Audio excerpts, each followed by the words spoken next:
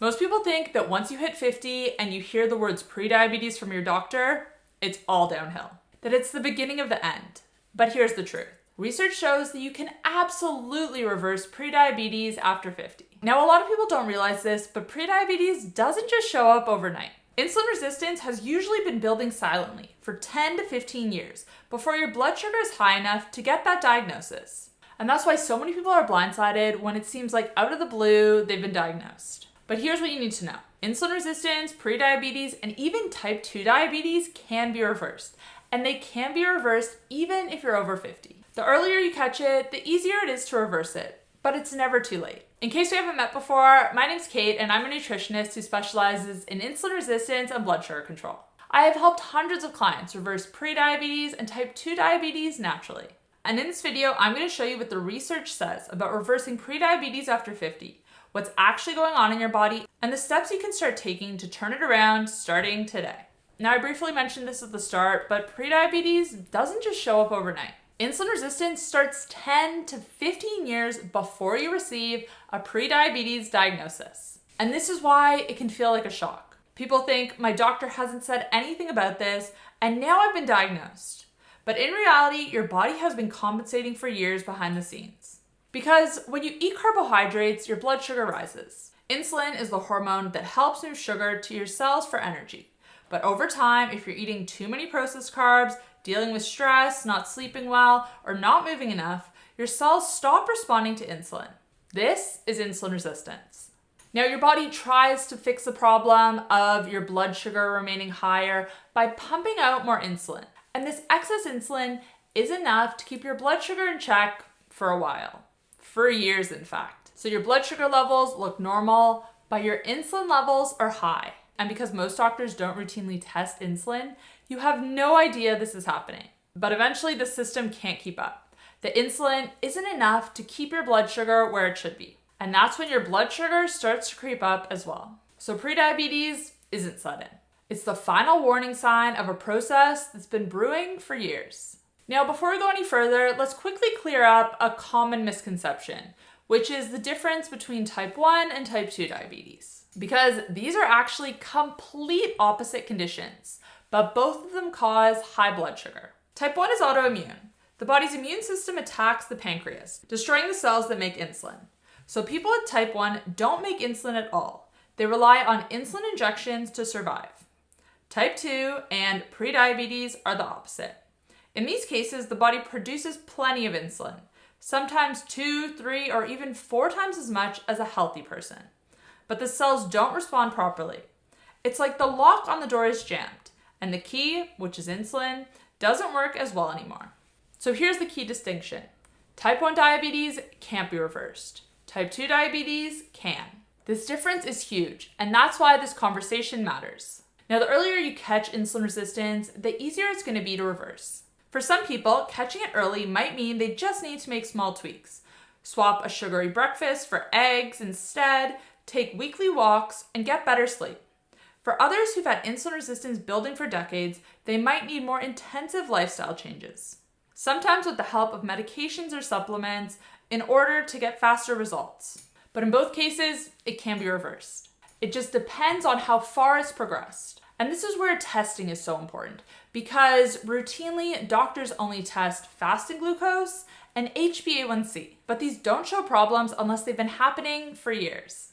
The earliest marker is fasting insulin. If your insulin is elevated, that means your body is already struggling, even if your blood sugar still looks normal. And it is extremely frustrating that most doctors don't test this, even when you ask them. And that's why I love tools like SoWell Health's Weight Biology Kit, because this kit allows you to test your fasting insulin levels at home. It's available in the US and it measures fasting insulin along with other key biomarkers of metabolic health, so you can spot problems early. All you do is provide a small blood sample from a finger prick, you mail the kit back, your results are physician reviewed, and you receive a full report of what's going on in your body, where your metabolic health is currently at, and next steps you can take. If you've asked your doctor to test your fasting insulin and they're not willing, I highly recommend using this kit. Like I said, your results are reviewed by a physician, so you don't have to worry about making sense of the results on your own. To check them out, you can head to healthcoachkait.com/getsowell. I'll put that link in the description box down below too, and you can use code KAIT10 at checkout to save 10% off your order. All right, so now that we've talked about the fact that prediabetes is reversible, let's talk about how exactly you can go about doing that. The number one change you need to make is to your diet and lifestyle. The biggest driver of insulin resistance is excess carbs and calories paired with low activity. So cutting back on refined carbs, sugar, and processed food is step one. Swap those for protein, healthier fats, and fiber. Build your meals around eggs, chicken, fish, beef, avocado, and veggies, because this is going to stabilize your blood sugar and mean less insulin is needed all at once. Movement is huge too, and it doesn't take a lot. Even just a 10 to 15 minute walk after your meals can make a big difference. Now, if you've made diet and lifestyle changes, you feel like you're doing everything right and you're not getting results, again, depending on how far your insulin resistance has progressed, medication might be needed. Drugs like metformin or Ozempic can help to lower blood sugar and improve insulin sensitivity. But here's the truth, they don't address the root cause. If lifestyle stays the same, then these problems aren't going to go away, or even if they do temporarily, when you get off these medications, they're going to come back. Medication should be used like tools, not crutches. They really need to be used in tandem with lifestyle changes in order to get long-lasting results. Because sustainability is the most important factor here. You don't need to go to extremes. Small, sustainable changes add up. And if you build these habits, that's what's going to keep your results for years to come. You don't want to just do a crash diet, maybe get some results, maybe see your fasting blood sugar come down, and then go right back to how you were eating before. The way you were eating before is what got you in this position in the first place. So if you go back, then the prediabetes is going to come back as well. Now, there are a few natural supplements that work similar to the prescription drugs we just spoke about. Berberine is a popular one that works in a similar way to metformin. Studies show it can lower blood sugar as effectively as metformin. It works by improving insulin sensitivity and reducing glucose production from the liver.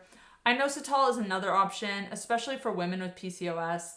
It helps to regulate insulin and hormones at the same time. Like I said, are these magic pills? No, but they are proven tools. They can be used alongside diet and lifestyle changes. So is it harder to reverse prediabetes if you're over 50? Unfortunately, the answer is yes. But harder doesn't mean impossible. Don't get me wrong. As we age, our hormones shift. For women, menopause lowers estrogen, which naturally makes insulin resistance worse. For men, testosterone declines, which also impacts muscle and metabolism. On top of that, metabolism slows and recovery takes longer. So reversing might not happen as fast as it would have in your 30s, but research shows it can be done. It just may take a little bit more patience. Now, one of the biggest overlooked factors when it comes to reversing insulin resistance and prediabetes is muscle. Muscle is your body's #1 glucose sponge. The more muscle you have, the better your insulin sensitivity. But here's the problem. After 30, and especially after 40, you naturally lose muscle unless you actively fight it. Less muscle means less glucose disposal, which makes insulin resistance worse. And that's why these two things are crucial. Eating enough protein, at least 30 grams per meal, and doing resistance training. This isn't about bodybuilding. Basic compound movements make a big difference. So if you take one thing away from this video, it's that it's never too late. Prediabetes and type 2 diabetes can be reversed even after 50. It might take more effort than it would have earlier in life, but your body can and will respond. Now, I want to hear from you guys. Have you recently been diagnosed with prediabetes or insulin resistance? What did your doctor tell you about these conditions? Did they say they were progressive? Did they tell you they could be reversed? Did they give you any tips? Have you been prescribed medication? I want to hear about your experience, so let me know in the comments down below. And if you want to check out Sowell Health's Weight Biology Kit, which tests fasting insulin at home, I'll put that link down below. Thanks guys for watching, and I'll see you in the next one. Bye.